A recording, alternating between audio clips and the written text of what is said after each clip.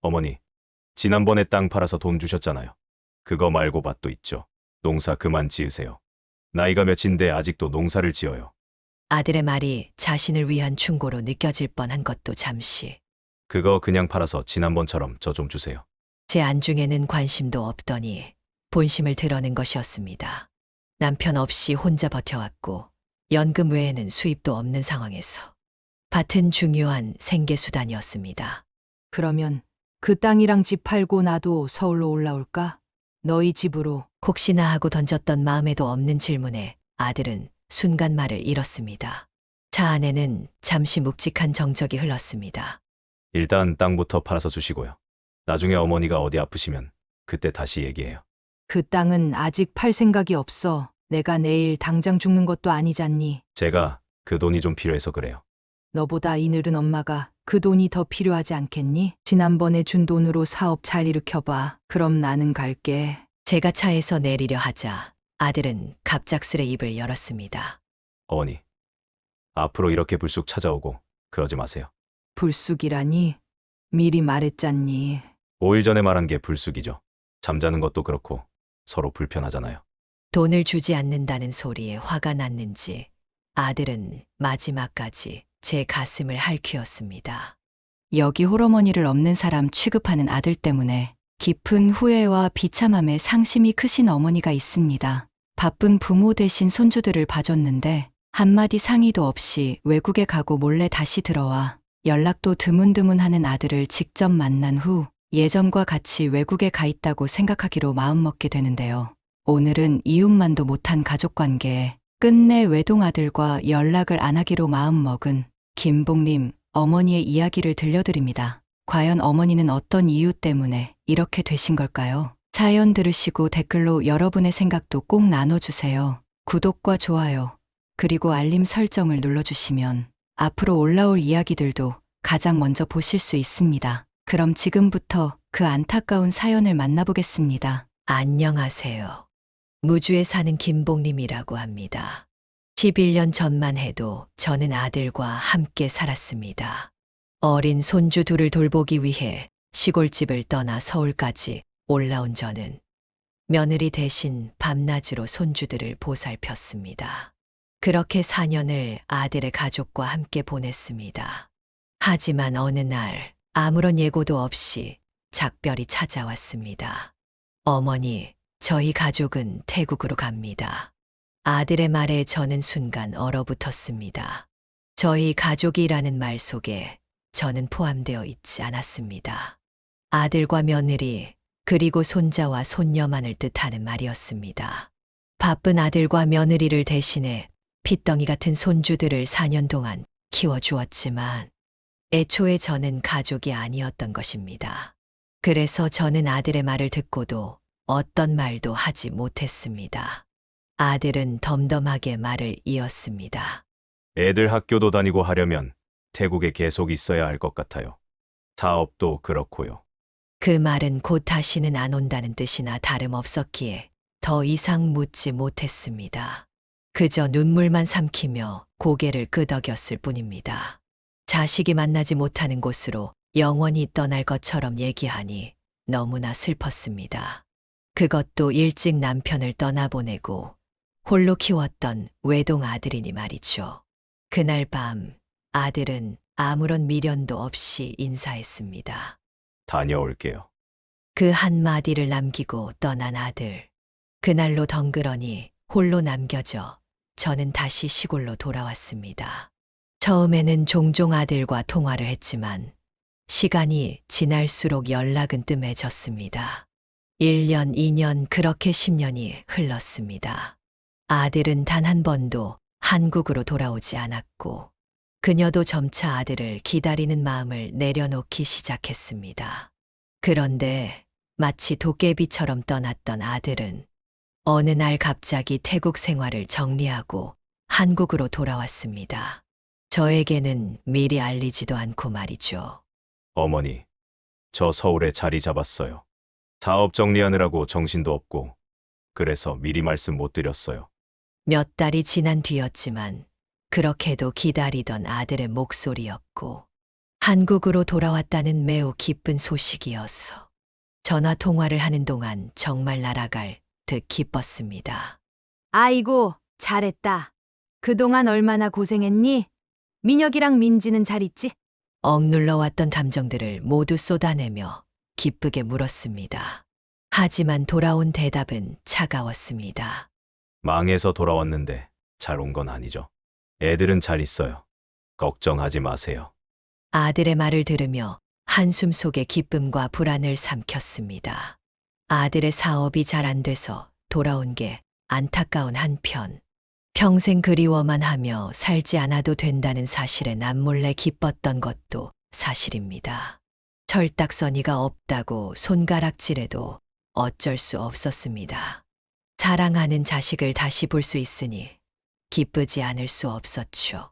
다만 걱정은 힘든 상황에 놓인 것 같은 아들에게 필요한 돈이었습니다. 어머니, 제가 한 가지 부탁드릴 게 있어요. 아들의 말투가 조심스러워지자 뭔가 중요한 일이 있다는 것을 저는 직감했습니다. 뭔데 그러니? 어머니가 갖고 계신 밭 있죠? 그거 좀 팔아서 저 좀 도와주시면 안 될까요? 아들은 사업 실패로 빚을 지고 돌아왔고 다시 시작하려면 돈이 필요하다고 했습니다. 그 말을 들고 나서 선뜻 대답하기가 힘들었습니다. 그 밭은 남편과 함께 평생 일군 재산이었고 아들을 결혼시키고 난 뒤 남은 유일한 것이었기 때문입니다. 하지만 아들이 필요하다는데 마다할 수 있을 리 없었습니다. 그래. 내가 팔아서 돈 보내줄게. 힘내서 잘해보자. 저는 결국 밭을 팔아 아들에게 돈을 보냈습니다. 시골의 작은 밭이었지만 읍내와 가까워 가격은 꽤 나와서 아들이 다시 시작할 발판이 되어줄만 했습니다. 하지만 돈을 보낸 뒤로 아들의 얼굴을 한 번도 볼 수 없었습니다. 아들은 늘 바쁘다는 말만 반복했습니다. 명절을 앞둔 어느 날 아들에게 전화를 걸었습니다. 전화는 바로 연결되지 않았고 다음 날이 되어서야 전화가 왔습니다. 이번 추석엔 내려올 거니? 바빠요. 어머니, 사업하는데 쉬는 날이 어딨어요. 생활도 풀리고 하면 그때 한번 내려갈게요. 저는 실망을 애써 감추며 고개를 끄덕였습니다. 그럼 애들은? 민혁이, 민지는 잘 있니? 네. 잘 지내요. 손자와 손녀는 어느새 중학생과 초등학생이 되었지만 그들의 얼굴은 사진으로만 봤습니다. 4년간 키워줬던 기억은 아이들 머릿속에서 사라진 지 오래일 것이지만 제 머릿속에는 여전히 어린 민혁이와 민지가 뛰어다니던 모습이 남아있을 뿐이었습니다.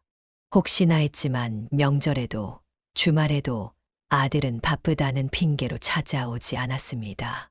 아이고, 언니. 아들이 돌아왔다면서 이번에도 안 온 거야? 친한 이웃의 물음에 거짓말처럼 웃으며 답했습니다.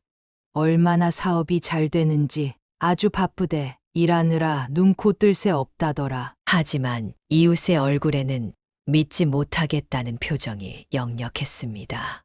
아무리 돈이 중요해도 말이야. 늙은 엄마 혼자 있는 건 생각 안 해? 그 말 한마디에 제 마음은 무너졌습니다. 아이고 내려온다고 난리치는 걸 내가 뜯어말리느라 아주 혼났어. 하도 바쁘다. 그래서 내가 차라리 올라가겠다고 했어. 날짜 정하고 있으니까 괜한 소리 마. 제 말을 믿지 않는지 이웃은 작은 소리로 혀를 찼습니다. 그러면 다행이고. 추석이 지나고 한 달이 지났을 무렵 저는 다시 한번 용기를 내 아들에게 전화를 걸었습니다.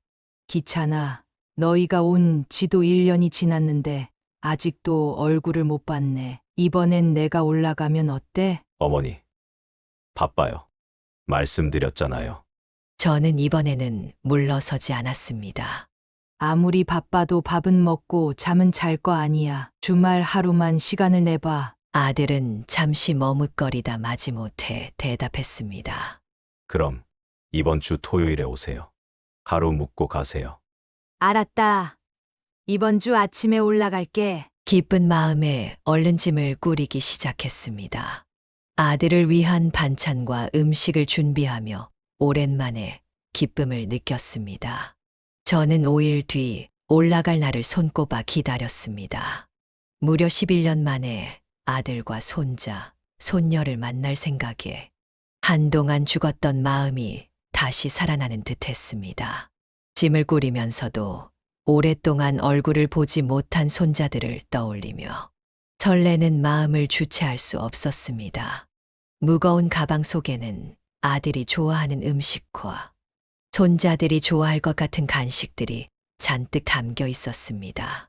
얼마나 반가워할까 하는 상상을 하며 내내 웃음이 끊이질 않았지만 그 기다림의 끝에는 또 다른 현실이 기다리고 있었습니다. 언니 이삿짐이라도 싸는 거야?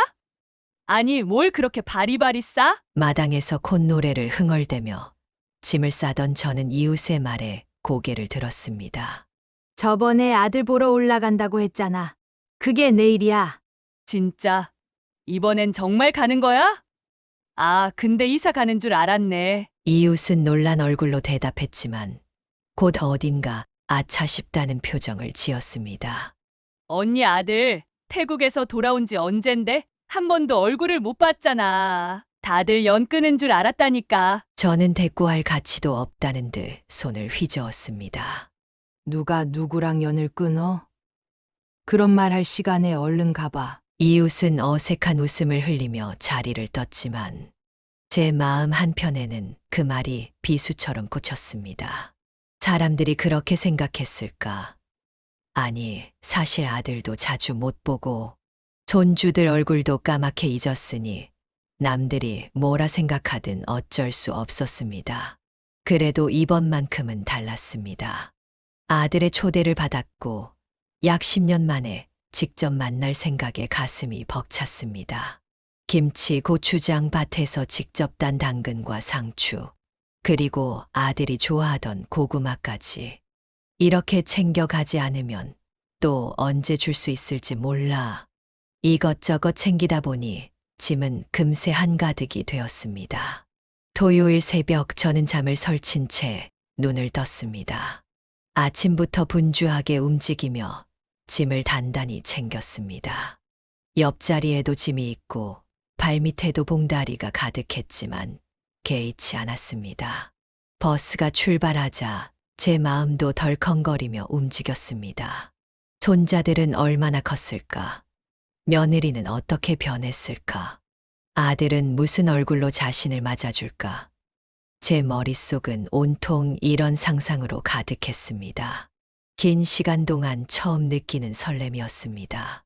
버스에서 3시간이 지나고 터미널에서 택시로 갈아타는 순간에도 많은 짐 때문에 제 손은 바빴습니다. 짐을 이리저리 옮기며 낑낑거리다가도 아들을 만난다는 생각에 얼굴에는 미소가 떠나지 않았습니다. 택시는 저를 고층 아파트 단지 앞에 내려주었습니다. 내리자마자 저는 입이 절로 벌어졌습니다. 아이고, 사업이 어렵다더니 이렇게 번듯한 데 사네? 과거 아들이 살던 빌라와는 전혀 달랐습니다. 웅장하게 솟은 30층짜리 아파트는 시골에서 보던 모습과는 차원이 달랐습니다. 제가 사는 시골 동네에서 가장 높은 건물이 고작 6층짜리 읍내 아파트였으니 서울의 아파트는 그야말로 다른 세상이었습니다. 그래도 잘 사는 것 같아. 다행이다. 아들이 번듯한 집에서 사는 모습을 보니 마음 한편이 놓였습니다. 다들 서울 집값이 비싸다고 난리지만 내 아들이 가족과 함께 이런 곳에서 지내는 걸 보니 안심이 되었습니다. 901동이라 했지. 아파트가 너무 넓은 나머지 그저 미로 같았습니다. 겨우 경비 아저씨의 도움을 받아 901동을 찾아냈지만 아들은 엘리베이터 사용법에 대해서는 말해주지 않았습니다. 1층에서 아들에게 전화를 걸었습니다. 귀찮아. 지금 1층이야. 이 벨을 어떻게 눌러야 하니? 잠시만요. 제가 열어드릴게요. 그제야 문이 열리자 한숨을 내쉬었습니다. 엘리베이터를 타고 15층까지 올라가면서 그녀의 마음은 콩닥콩닥 뛰기 시작했습니다. 들고 있던 짐을 잠시 내려놓고 문에 비친 자신의 모습을 보며 매무새를 가다듬었습니다. 제일 좋은 옷을 입고 나섰지만 서울의 세련된 분위기와는 동떨어져 보였습니다. 머리카락을 손가락으로 쓱쓱 빗어 넘기고 나니 엘리베이터가 멈추었습니다. 문 앞에 선 순간 온몸이 긴장으로 굳었습니다. 아들이 알려준 대로 초인종을 눌렀습니다. 문이 열리자 며느리의 얼굴이 드러났습니다. 어머니, 어서 오세요. 아이고, 민혁이 엄마네. 잘 있었어, 더? 며느리가 반가운 미소로 맞아주자 눈가가 뜨거워졌습니다.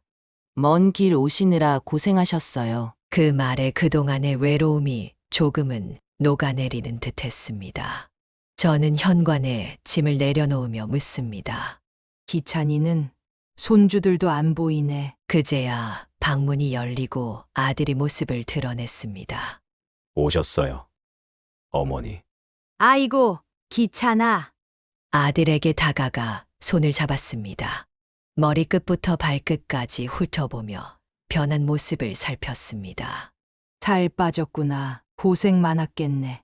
10년 전 떠날 때는 혈기왕성한 30대였던 아들이 이제는 어딘가 지친 중년의 남자가 되어 있었습니다. 어머니도 많이 늙으셨네요. 아들의 말에 잡았던 손을 놓고 얼굴을 슬며시 만졌습니다.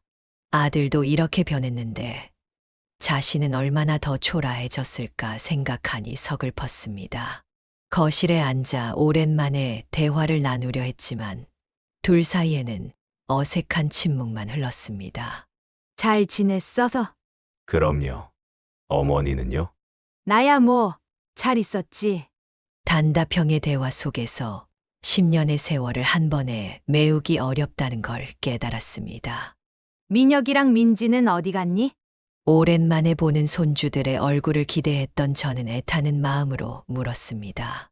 민혁이는 도서관 갔고 민지는 친구네 집에 갔어요. 할머니 온다고 안 했어? 했죠. 근데 다 큰 애들이라 그냥 나가더라고요. 아들의 무심한 대답에 가슴이 저릿했습니다. 갓난아이 때부터 자신의 손으로 키운 아이들인데 오랜만에 본다는 할머니를 두고 외출을 했다는 사실이 서운했습니다. 잠깐 얼굴이라도 보고 나갔으면 좋았을 텐데 말이죠. 어머니, 저도 지금 나가봐야 해서요. 며느리가 조심스레 말을 꺼냈습니다. 어딜 가는데? 모임이 있어서요. 저녁 늦게 들어올 것 같아요. 제 얼굴에 놀란 기색이 역력하자 며느리는 겸연쩍게 웃으며 말했습니다. 일주일 전에 잡힌 약속이라 갑자기 취소할 수가 없었어요. 아이고, 그랬구나. 어서 다녀와라. 며느리의 뒷모습을 보며 한숨을 삼켰습니다. 자신이 갑작스레 온 탓이니 뭐라 할 수도 없었습니다. 하지만 그럼에도 밀려오는 서운함은 어쩔 수 없었습니다. 거실에 홀로 남겨진 저는 멀리서 들려오는 도시의 소음을 들으며 앉아 있었습니다. 내가 괜히 왔나? 속으로 그런 생각이 스멀스멀 올라왔습니다. 10년 만의 재회였지만 낯선 공간에 들어온 손님일 뿐이라는 사실을 뼈저리게 느끼고 있었습니다. 하지만 이내 고개를 저으며 마음을 다잡았습니다. 그래도 애들 얼굴이라도 봤으니 된 거지. 눈시울이 붉어지는 걸 애써 감추기 위해 짐을 살펴보는 척했습니다. 며느리가 나가고 아들과 단둘이 남았습니다. 거실의 정막이 저를 어색하게 만들었습니다. 식사하셨어요? 아들이 물었지만 저는 쓸쓸하게 대답했습니다. 일찍 나오느라 간단히만 먹고 왔지. 아들은 잠시 머뭇거리더니 난감한 표정을 지었습니다. 저는 아침을 늦게 먹어서요. 배고프시면 짜장면이라도 시켜드릴까요?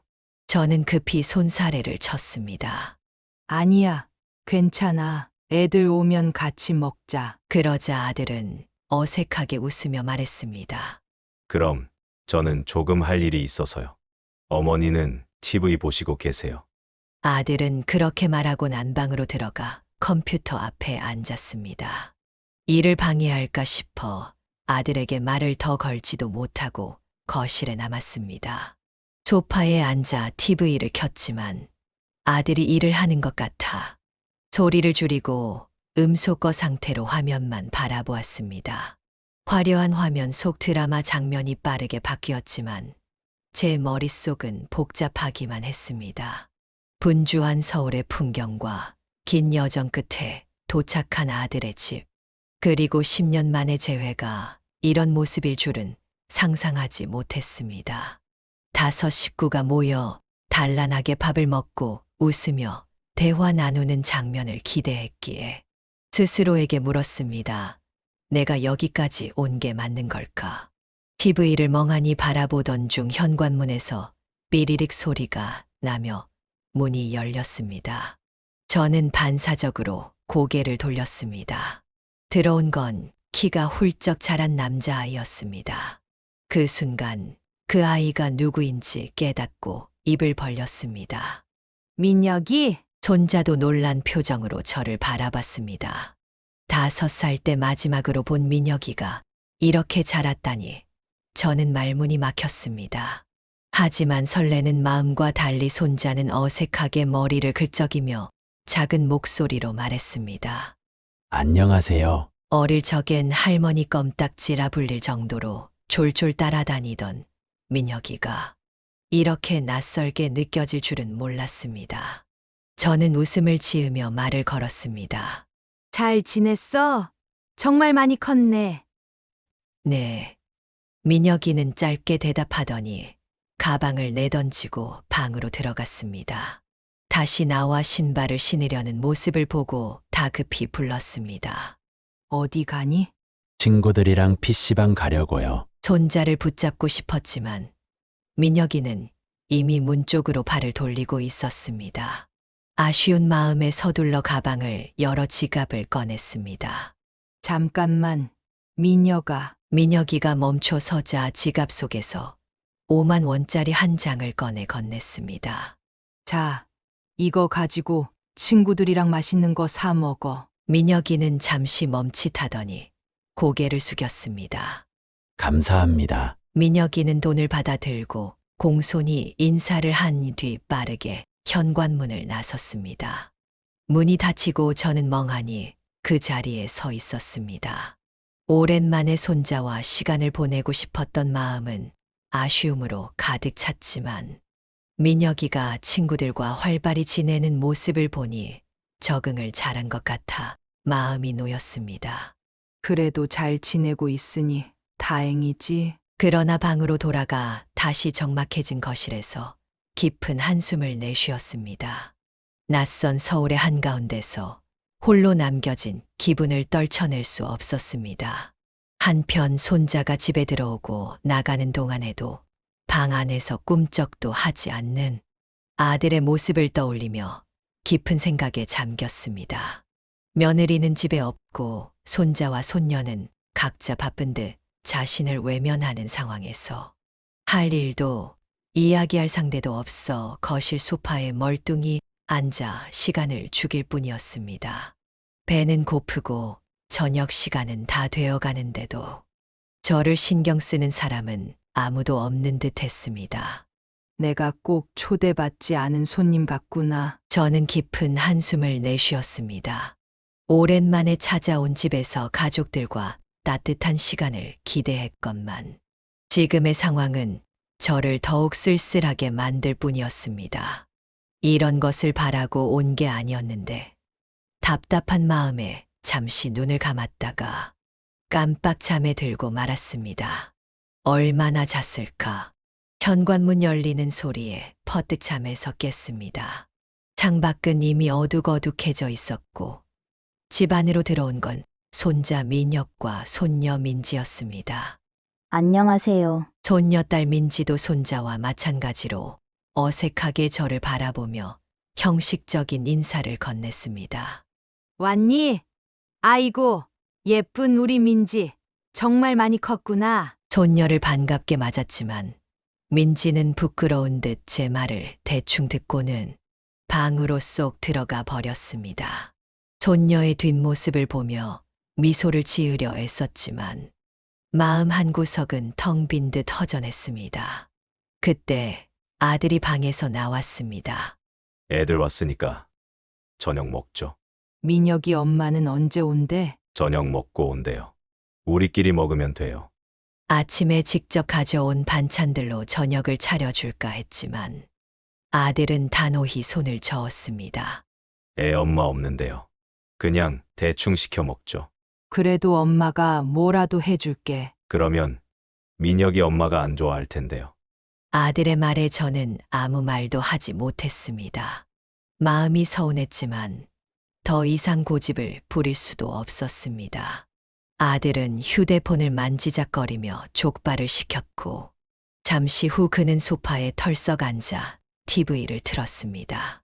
TV 볼륨을 올리는 아들의 모습에 저와 아들 사이에 보이지 않는 벽을 느꼈습니다. 배달 음식이 도착하고 식탁에 넷이 모였지만 저녁 식사는 기대와는 달리 고요했습니다. 조용히 밥을 먹다가 손자에게 말을 걸었습니다. 민혁아, 학교 적응은 잘하고 있니? 민혁이는 고개를 끄덕이며 짧게 대답했습니다. 네, 민지에게도 물어보았습니다. 민지도 잘 지내고 있니? 네. 단답으로 끝나는 대화에 더 이상 말을 이어가기 어려웠습니다. 식탁 위에는 침묵만이 감돌았고 아들마저도 말없이 음식만 먹는 모습에 저는 숨이 막힐 것 같았습니다. 애써 참았던 눈물이 살짝 고이려 했지만 간신히 마음을 다잡았습니다. 식사 후 손자와 손녀는 다시 방으로 들어가 버렸고 아들은 소파에 앉아 TV를 보기 시작했습니다. 저도 아들과 나란히 앉아 TV를 바라보았지만 둘 사이엔 아무런 대화도 오가지 않았습니다. 아들은 자꾸 자세를 바꾸며 불편한 기색을 보였고 그 모습에서 자신이 그의 일상에 짐이 된 듯한 기분을 느꼈습니다. 대체 왜 이런 걸까? 속으로 되뇌며 깊은 한숨을 내쉬었습니다. 저는 이 가족에게서 점점 멀어진 자신을 느끼며 깊은 서글픔에 잠겼습니다. 저녁 8시가 조금 넘자 며느리가 현관문을 열고 들어왔습니다. 그제야 거실에서 살짝 허리를 펴며 며느리를 맞이했습니다. 식사하셨어요? 며느리가 물었고 짧게 대답했습니다. 기찬이가 족발 시켜서 같이 먹었어. 며느리는 잠깐 멈칫하더니 거실에 앉아 저와 이야기를 나누기 시작했습니다. 어머니, 아까 택시비 얼마 나왔어요? 3만 원 나왔어. 이거 제가 드릴게요. 며느리는 지갑에서 3만 원을 꺼내며 손을 내밀었습니다. 하지만 저는 얼른 손사래를 쳤습니다. 아이고, 됐어. 택시비를 뭐 하러 줘? 아니에요. 저희가 택시 타시라고 했으니까 당연히 드려야죠. 내일은 제가 모셔다 드릴게요. 며느리는 고집을 부렸고 결국 마지못해 돈을 받았습니다. 며느리가 억지로 돈을 손에 쥐어주며 웃어 보일 때 이 집에서 저를 가장 신경 써주는 사람이 며느리라는 걸 새삼 깨달았습니다.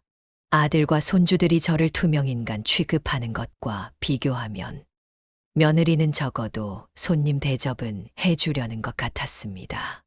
어머니, 오늘은 민지 방에서 주무세요. 민지 방이 너무 좁지 않겠니? 나는 그냥 거실 바닥에서 잘게. 이불만 좀 깔아줘. 번거롭게 왜 그러세요? 그냥 민지 방에서 주무세요. 아들이 귀찮다는 듯 말하자 더 이상 대꾸하지 않았습니다. 대신 며느리가 이불을 가져와 거실 한쪽에 깔아주며 저를 배려하려 애썼습니다. 저희는 안방에서 잘게요. 그럼 편히 주무세요. 며느리가 아들의 팔을 잡아 끌며 안방으로 들어가고 나니 거실에는 또 혼자만 덩그러니 남았습니다. 불 꺼진 거실에서 이불을 덮고 누운 저는 문득 눈물이 핑 돌았습니다. 내가 이 집에 와서 나눈 대화가 10마디나 됐을까? 밤새 잠이 오지 않았습니다. 평소라면 밤 9시면 깊이 잠이 들었겠지만 오늘은 유난히 잠이 오지 않았습니다. 이불을 덮고 눈만 감고 있자니 온갖 생각이 스쳐 지나갔습니다. 아들을 보겠다고 먼 길을 달려온 자신과 자신을 반기지 않는 아들 내외의 모습이 대비되며 서글픔이 밀려왔습니다. 내가 얼마나 더 산다고 이렇게까지 해야 하나? 일주일 전부터 아들을 만날 생각에 설레었지만 아들은 같은 마음이 아니었던 것 같습니다. 아니, 그래도 내가 왔으면 좀 챙겨주고 대화도 나눠야 하는 게 인지상정 아닌가? 태국에서 돌아온 지 1년이 넘었지만 한 번도 찾아오지 않은 것을 떠올리자 비로소 깨달았습니다. 아들은 단순히 시간이 없었던 것이 아니라 오고 싶지 않았던 겁니다. 애써 외면해 왔는데 이렇게 아들네 집에 직접 와 보니 깨달았습니다. 그저 제가 인정하고 싶지 않았던 것임을 말이죠. 속으로 제 자신을 다독여 보려 했지만 참아왔던 눈물이 베개 위로 주르륵 흘렀습니다. 그렇게 거의 뜬 눈으로 밤을 지새우고 난 후 저는 새벽 일찍 이부자리를 정리했습니다. 불 꺼진 거실에서 조용히 기다렸지만 아들 내외는 일요일 아침이라 그런지 쉽게 일어날 기미가 보이지 않았습니다. 오전 9시가 넘어가고 10시가 다 되어서야 가족들이 하나둘씩 방에서 나왔습니다. 손주들은 물을 마시고 화장실을 다녀가며 서로 대화를 나눴지만 저에게 안부를 묻는 이는 아무도 없었습니다. 소파에 앉아 가만히 있는 그저 인형과 같았습니다. 아들 내외가 내가 빨리 떠나길 기다리는 게 아닐까? 그녀는 아들이 왔다 갔다 하며 자꾸 시계를 확인하는 모습을 보며 그런 생각이 들었습니다. 결국 아침밥도 먹지 못한 채 가방을 챙겨 일어섰습니다. 나는 이만 가봐야겠다. 아들은 기다렸다는 듯 대답했습니다. 아, 가시게요? 어차피 저희도 금방 나가야 하니까 가는 길에 터미널까지 모셔다 드릴게요. 아들의 말에 고개를 끄덕였지만 속으로는 씁쓸함을 감출 수 없었습니다. 아들이 이미 그녀가 떠날 걸 전제하고 오전 약속을 잡았다는 것을 알 수 있었기 때문입니다. 아들은 차를 준비하러 나가며 대충 옷을 걸쳤습니다. 며느리도 따라 나오는데 그 눈빛은 어딘가 시원한 듯 했습니다. 터미널로 향하는 차 안은 적막했습니다. 그 와중에 아들의 표정은 유난히 후련해 보이는 것 같았습니다. 밤새 많은 생각을 했던 저는 이제 확신할 수 있었습니다. 아들도 같은 결론을 내렸구나. 나는 이제 그의 삶에서 불필요한 사람이구나. 아들은 잠시 거울을 통해 뒤에 앉은 저와 눈을 마주치며 조심스레 입을 열었습니다. 어머니, 어제 택시비 얼마 나왔어요? 드리기로 했잖아요. 갑작스러운 질문에 순간 당황했습니다.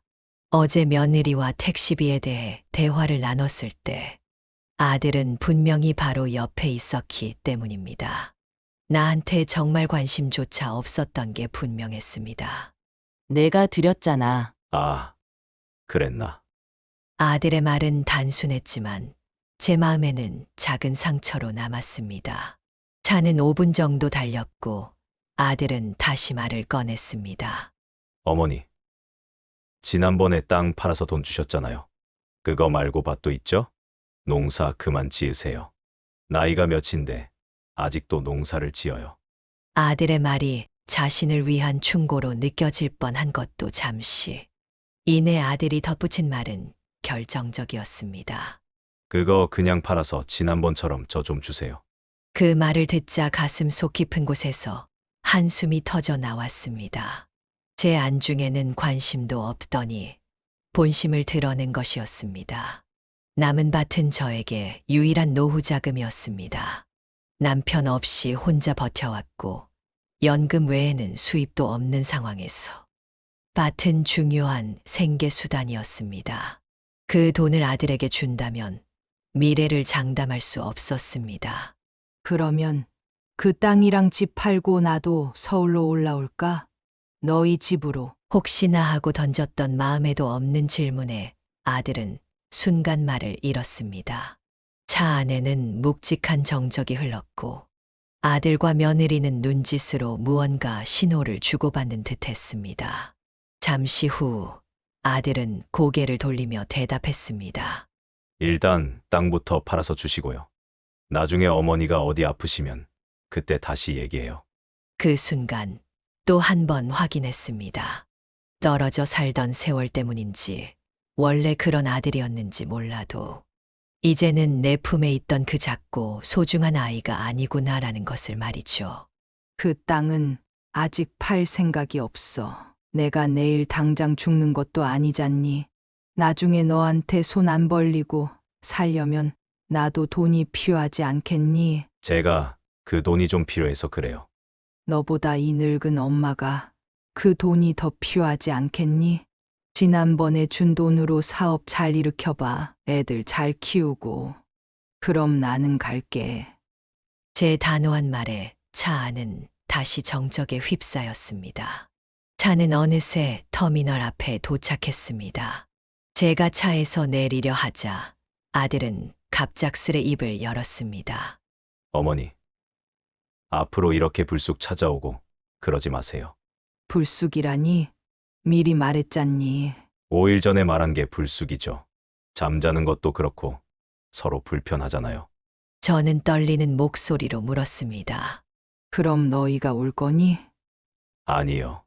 저도, 애 엄마도 바쁘고요. 애들도 이제 진학 준비하느라 바빠요. 돈을 주지 않는다는 소리에 화가 났는지 아들은 마지막까지 제 가슴을 핥히었습니다. 그녀는 묵묵히 가방을 들고 차에서 내렸습니다. 터미널로 향하는 걸음마다 그녀는 생각했습니다. 아마도 이게 마지막이겠지.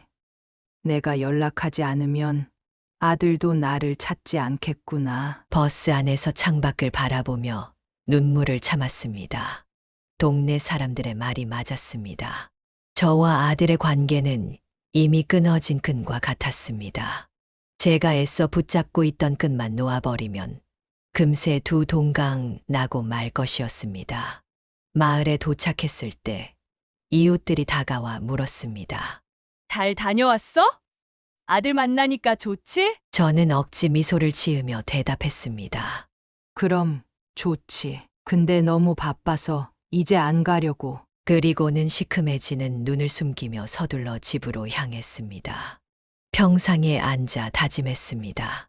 힘 닿는 데까지 농사도 짓고 남는 시간엔 아들이도 다니고 그냥 아들은 다시 태국에 갔다고 생각하자고 말입니다. 몇 번이고 자신에게 다짐했습니다. 이제 자식에게 집착하지 말자고. 사랑은 내려주는 것이며 되돌아오지 않는다는 것을 받아들이자고요. 그렇게 마음을 다잡자 조금씩 슬픔이 덜어지는 것 같았습니다.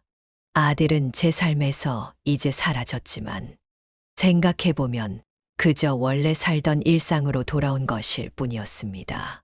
마을 사람들도 있고 밭도 있으니 혼자는 아니었습니다. 앞으로는 자신을 위해 살아가는 길을 선택하며 그렇게 무너진 가슴을 천천히 추슬러 나가려고 합니다.